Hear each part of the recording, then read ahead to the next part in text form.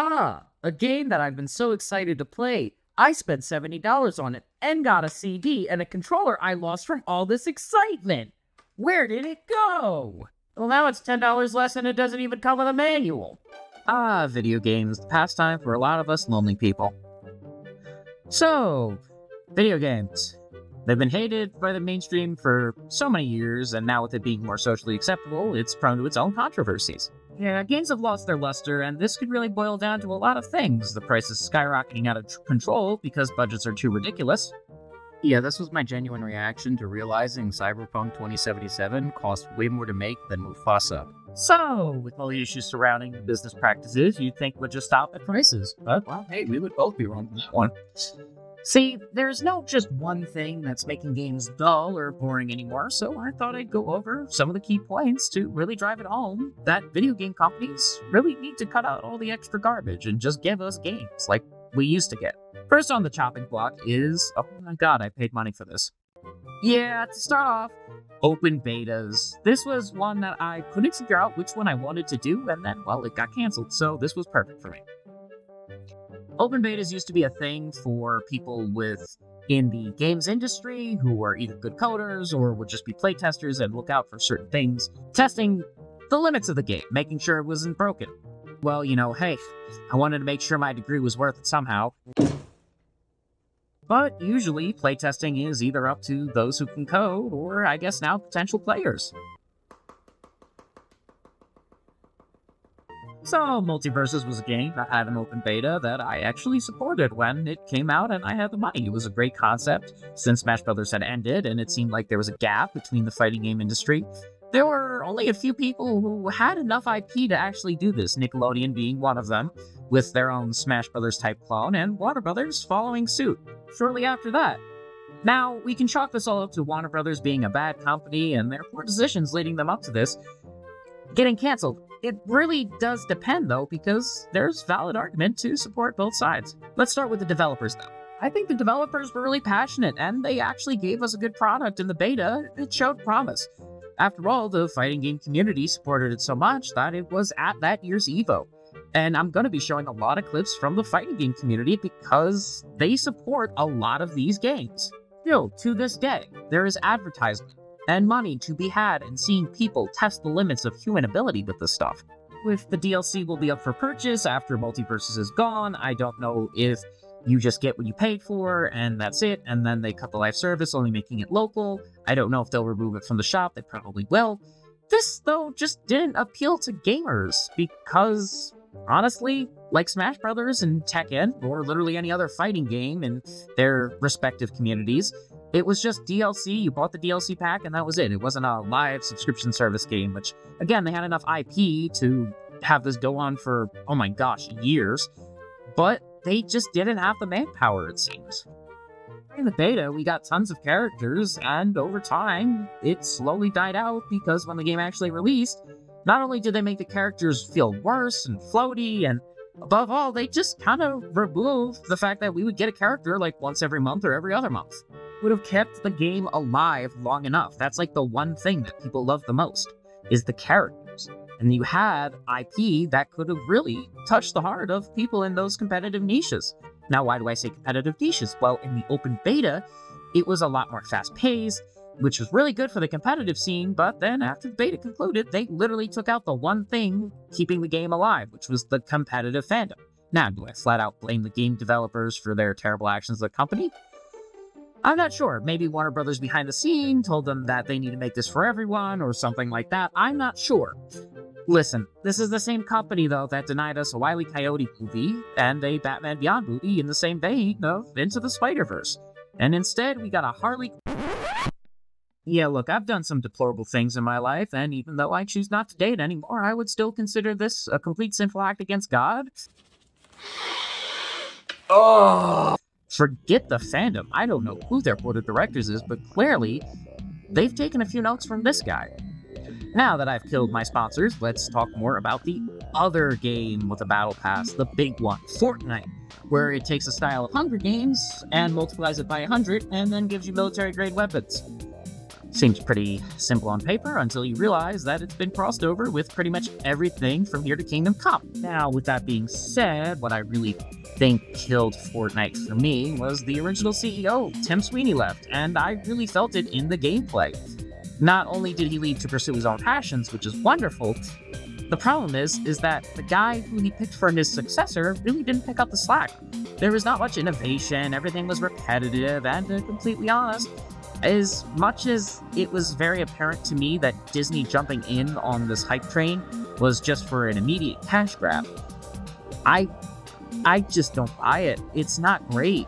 I love seeing Peter Griffin in the Jays, but the quality was just down. It was terrible. It was not something that I was happy with. It was competitive more than anything I'd ever seen when it came to every player, but then bots filled the lobby, so it was just a mishmash of, do my skills get better or do my skills get worse?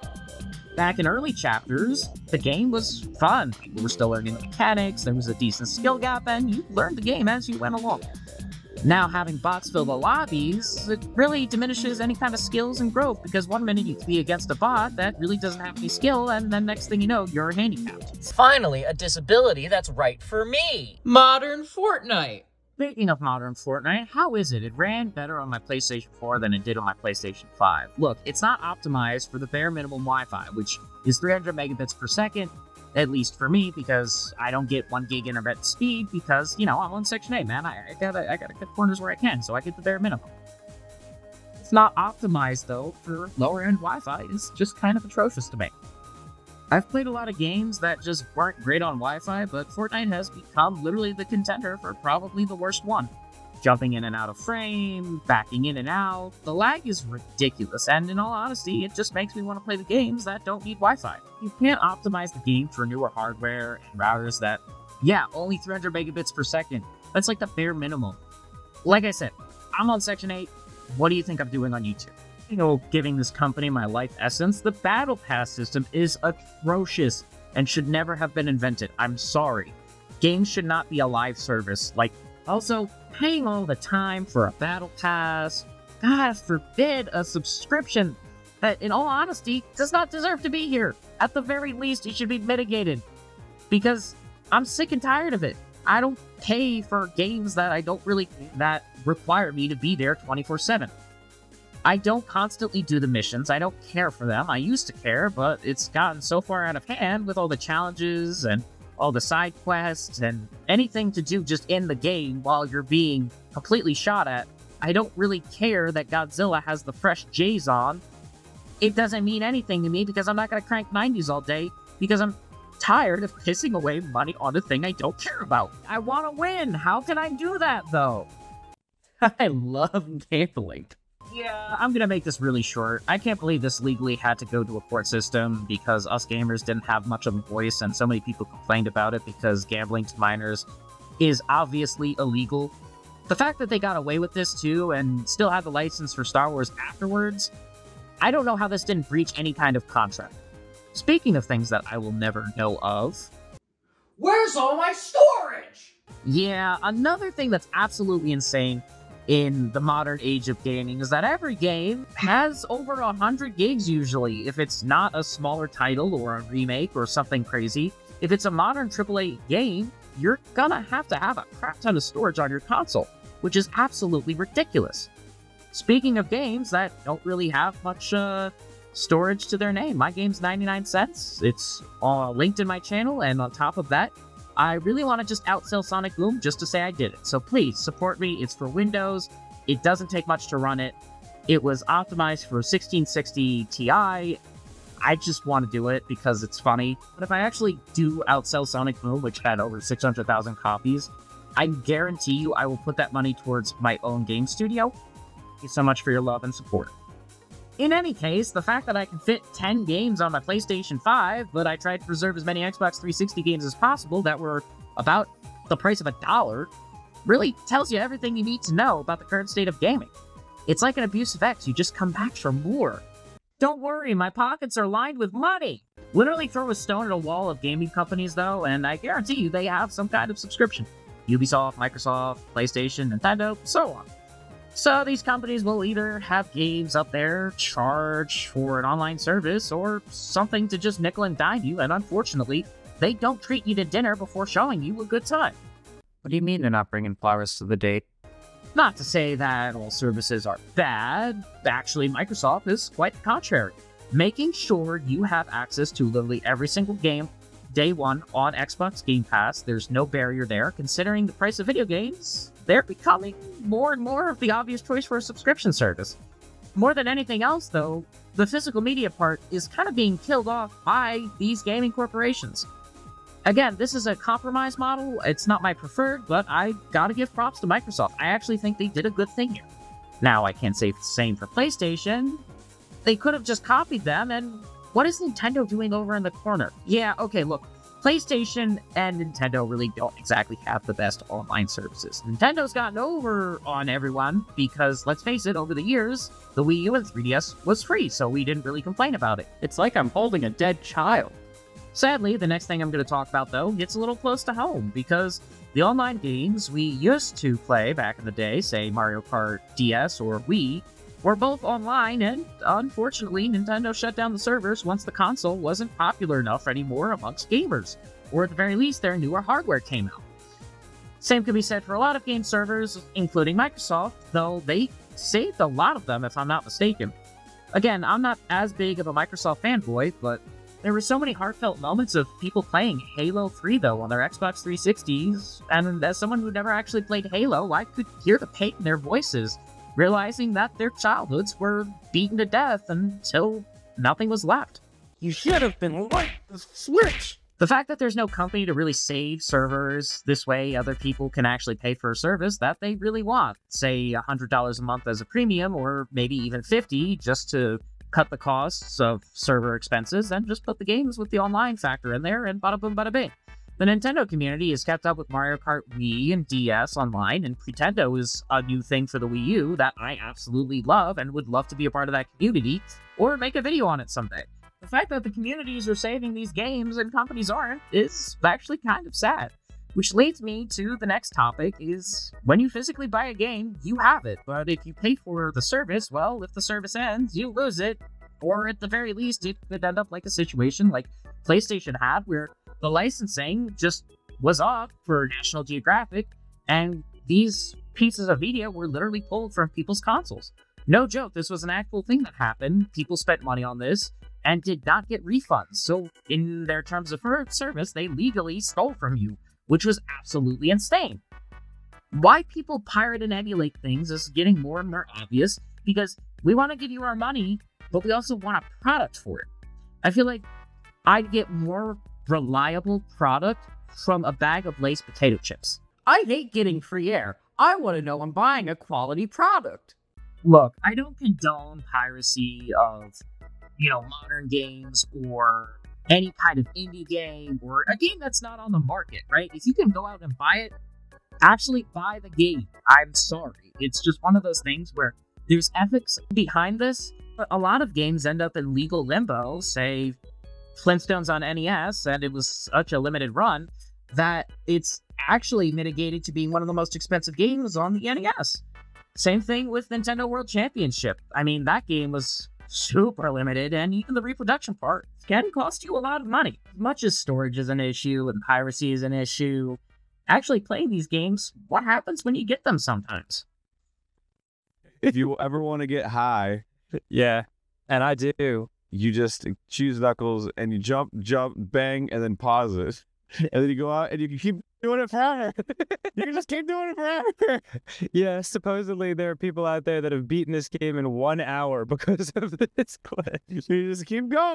Yeah, most of these games either come undercooked, need a day one patch, or which just kind of shows how rushed the projects can really get. Say, for example, Cyberpunk 77. It was met with tons of scrutiny, tons of hype, and though completely patched, now you look at things like GTA, which came out years before, and it still had a more functioning open world, and some would argue better graphics, physics, and a bunch of other things. There are tons of comparisons online, leaving splash puddles in water, to frame rates, to things coming in and out of frame, which, again, it really depends on what kind of glitch you're looking for. It just really goes to show that companies don't so much care about making money, more just meeting a quota, which even though I get it's a business model, it's more of an art, and art takes time. If you don't believe me that video games are an art, you should see my fancy degree. Well, dang it. Yeah, that's another thing that I think companies need to start realizing, that video games aren't just means of fun. They're actually an art form that take a lot of people to make. And they should be loved and cherished. The completionist, look, love or hate him, he did do a wonderful thing by preserving the Wii U and 3DS. Again, these consoles are dead. You can't do much with them now. So, as someone who really loves and appreciates the Wii U, I'm actually really happy. I also did this with Xbox, and, well, if anyone wants to reach out, this is a note to all companies that I am more than willing to give up any of my collection just so that something can be preserved. I think all games should be loved, preserved, and cherished, just like the Popeyes game on Switch that got delisted. Kind of regret saying that too. Don't worry. Not to say, though, that there aren't big things companies are doing to help preserve games. Microsoft team has done a wonderful job, preserving as much as they possibly can, even though it's not lucrative. There's a lot of money that is being poured into the service and preserving games, having their own team, also preserving as many games to put the Game Pass really out there and have it stand out as something that's worth it to consumers. It's one of the things that is a good compromise. The Netflix subscription model is really good when it comes to things like this, but it is a happy compromise. It kind of tarnishes the name of physical media. I think it's more of a company-friendly solution, but it doesn't really get rid of the preservation problem altogether. Seeing as a live service could end at any moment, the snap of Microsoft's fingers, if the company goes under. What do you mean Bill Gates wants to block out the sun? He should be focused more on putting Sneak King on the Xbox Series X. Yeah, I'm not so much of a lawyer when it comes to things like this. I'm more of a passionate guy who loves video games, and I think there should be a stand when it comes to video game preservation. Because, let's face it, a lot of people make these games and don't get the credit for it. They deserve the recognition for making these games, which leads me into another sensitive topic. One that I'm a little rehearsed in. So, video game companies treat their employees like backwater dogs. I hate to say it, that's something I found out in college. That made me almost hate the art of game design entirely. It was one of the many things. It was in my top 5. Just look at Metroid Prime Remaster, for example. Great game on Switch, the port of it was amazing, it looked beautiful, everyone worked super hard and did a wonderful job, but there's no credit to the original staff. The fact that the game remasters aren't giving credit to the original creators of the game, regardless of what happened with the company, or regardless of what happened in general, is a bit of a slap in the face. So much so that a lot of developers felt the same way, even if they parted ways with the games industry altogether. Another one that stood out to me, even though it wasn't much of a video game, so much of a movie tie-in video game, was Great Kurt Cove and the Donkey Kong Country route, which really shocked me because he is well known in the industry as an industry icon when it comes to video game music. He wasn't noted in the movie just because of Nintendo's terrible practice when it comes to giving artists the recognition they deserve, and I just can't understand why. By the way, speaking of remasters... Oh, sorry, I forgot to put these on. Let me just... Yeah, some video game remasters really did drop the ball when it came to certain things. Sonic Colors Ultimate for the Nintendo Switch should have come with a seizure warning, while other games have higher offenses, like Link's Awakening, having frame rate issues at the beginning of the game, which, in all honesty, how it compares to Tears of the Kingdom makes me wonder who was behind the optimization of this, and why wasn't this looked at further? You're talking Tears of the Kingdom, Nintendo's first $70 game versus a chibi Zelda game based off a Game Boy game? I don't really buy it.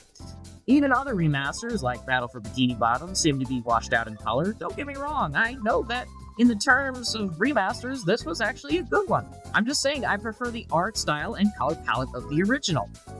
Also, literally every Resident Evil game is being remade again and again and again.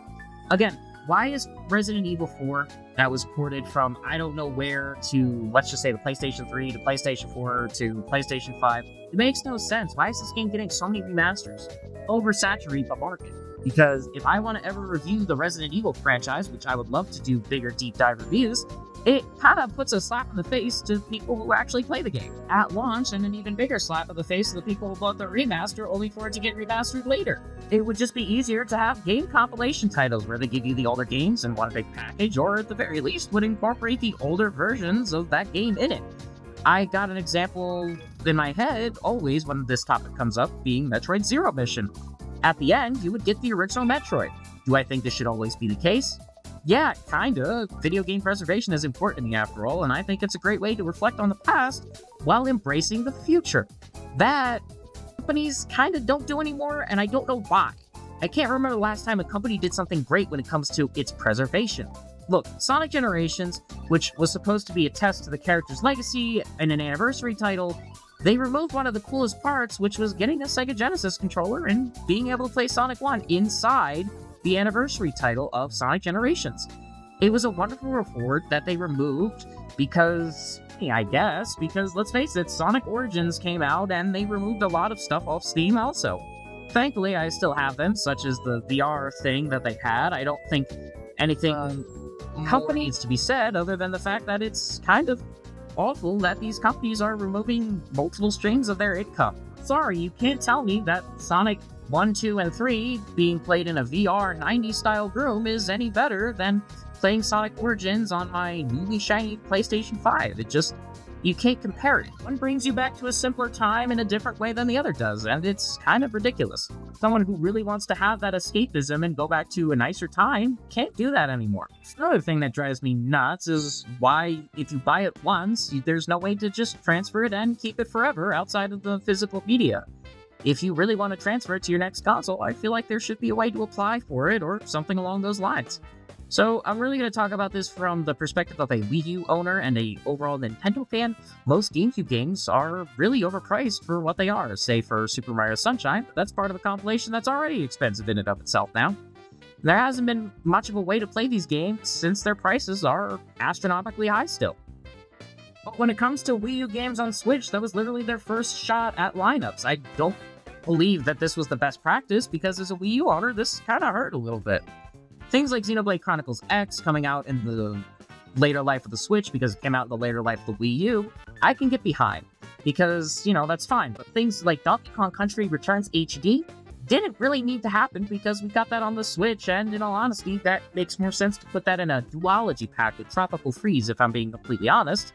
Then that would have just annoyed the Tropical Freeze fans, so at this point, there's really no winning here. Because there's no clear system on how to transfer your games or how to save them so that you can play them on later hardware. If I had known back then what I know now, I would have just saved my money and then bought the Switch games later on in my life. That's pretty much what I would have done. Not to say this is the case for everything. I think Nintendo Land is one of those Wii U games that really is the console's finest thing and should be preserved, but the problem is, you can't port it unless you somehow do something with the hardware and have, another Switch. I don't know. It's one of those things where it should be preserved because it's the Wii U's finest game that utilized the hardware to its fullest potential. Say for things like Star Fox Zero, on the other hand, that could have just been ported, and they should have given you an option to remove the motion controls. As much as I hate to say it, the Wii U version of Smash Bros. Also is a console exclusive, and was a console seller. It was the reason why I got a Wii U in the first place, because I knew Smash Bros. Was going to be on it. Let's also not forget backwards compatibility is becoming less and less of a thing. What do you mean it won't fit in the system? Just get in there! Look, all in all, I actually respect the Wii U for walking so that the Switch could run. It's not the worst defense on this list, but it's certainly something that really makes you wonder what could have been or how things could have been after all the prices of games are really expensive.